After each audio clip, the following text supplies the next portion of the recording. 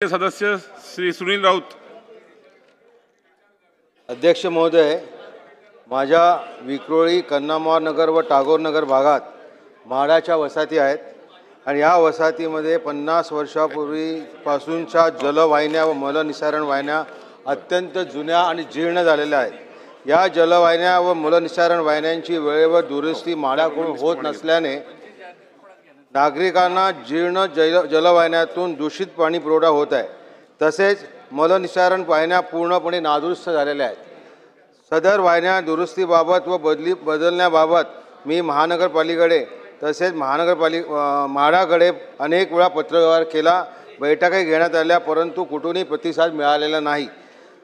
माझी आपल्याद्वारे विनंती आहे की ह्या जलवाहिन्या व मलनिसारण वाहिन्यांची म्हाडाकडून देखभाल दुरुस्ती होत नसल्याने म्हाडाने तात्काळ या वाहिन्या मुंबई महानगरपालिकेकडे वर्ग करून कारवाई करावी, याकरिता मी या औचित्याद्वारे शासनास विनंती करीत आहे.